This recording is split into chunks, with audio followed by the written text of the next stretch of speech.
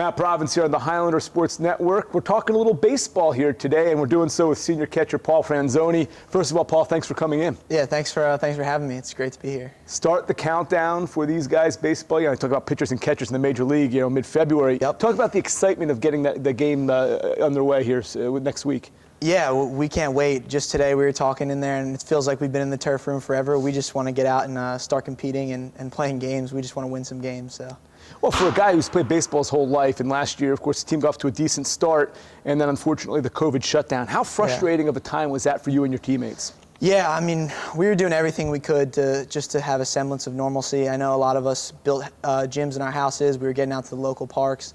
But just being able to get back this fall, being together, getting out to Keene and getting practices in on the field was great. But yeah, it was tough. But that's what makes us.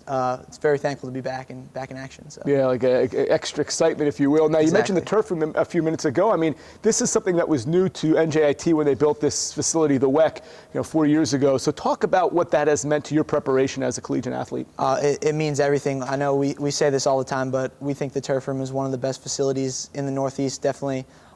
We have a lot of pride in it, and it makes a world of difference, especially when there's snow outside and we can get in. We just finished up live ABs today, so we're as prepared as ever. It helps. You get to see live pitching before the season starts, which means everything. So. Yeah.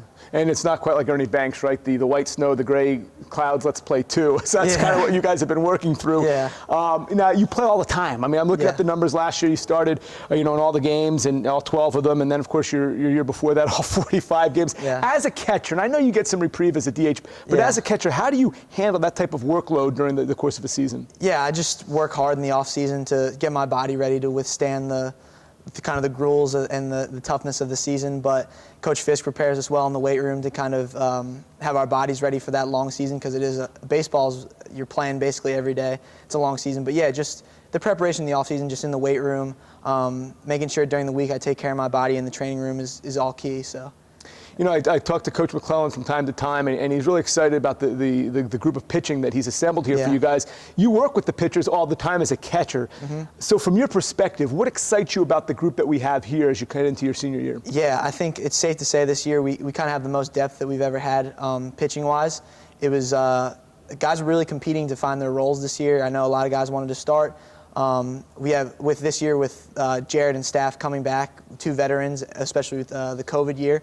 Just helped out with the depth, and a lot of talented freshmen, guys that are ready to contribute right away, as well as other guys who have been here and are ready to step up in a big way this year. So just working with the pitchers this year, I've noticed just how much depth we have there, which is always great, especially in college baseball. Yeah, especially with doubleheaders and weekends. Exactly. Let's stay on that subject of depth, because not only do you have the pitching back, but for the most part, the 2020 roster is still intact for this season. So from your level of expertise, being part of this program for so long, what are your expectations as a team heading into this year? Yeah, this year we have huge expectations, especially moving from the Atlantic Sun to the America East. Us older guys feel like we really the Atlantic Sun, the caliber of baseball is really good, and that prepared us for the America East, which is also a very good caliber of baseball. But we feel like we're ready to come in and win the conference this year. That's our biggest goal. We want to come in and compete, make a name for ourselves. But yeah, we want to win the conference. That's our goal this year. You kind of took the next question out of my mouth in the sense that you guys were tabbed at preseason 6. Now, I know these preseason polls mean absolutely nothing, nothing. But you just came from a top 6 baseball conference in America, coming out of the America East. Is that Baltimore material for you guys? Yeah, definitely.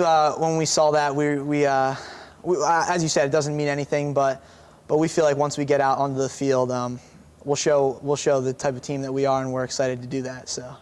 I was excited, too, to see, I mentioned Coach McClellan, him go from interim to full head coach with the title, and I feel like he offers a lot. Give me some maybe the best advice or some of the best things that you have seen about his coaching, his style, that have helped you and your teammates get better. Yeah, so Robbie was the assistant coach here when I was a freshman, and we worked a lot together. He was the pitching coach, and so we got to work hand in hand, and just he's done a great job as our head coach. Just he really knows how to lead the guys, how to inspire the guys.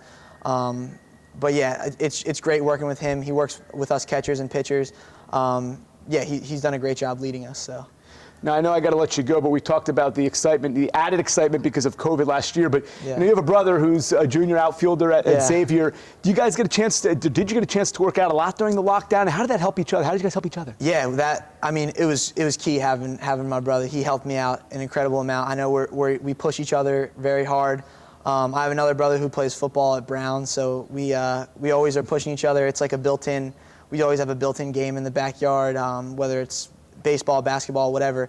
But yeah, just being able to have him just to always throw, hit with, everything, it helped me not be able to skip a beat during the lockdown and the quarantine, so that was definitely huge for me. Who wins the backyard wiffle ball games? I'd like to say that I do, but we always argue about who the best of the three of us is, but I'm the oldest, so I like to still hold that title. So if there's a football player and an outfielder and a catcher, when you guys play backyard football, what position does this Paul Franzoni star I take at? on, it works out because I'm a little bit shorter than my brother at Xavier. He's a nice wide receiver, and then my football playing brother is a running back. So I play QB, and then my little big brother is a receiver, and then Ian plays running back. See, it's all appropriate, right? The brains of the operation, the catcher, is the brains of the operation, the quarterback, and then the backyard football games. Paul, it's been a pleasure catching up with you. Yeah, thank you. Best of luck. I'm excited, as I'm sure you are, excited to see you guys back in action after the long layoff. We can't wait. We're really ready to get going. So. All right, look for a good year, senior year from catcher Paul Franzoni, and for the baseball team.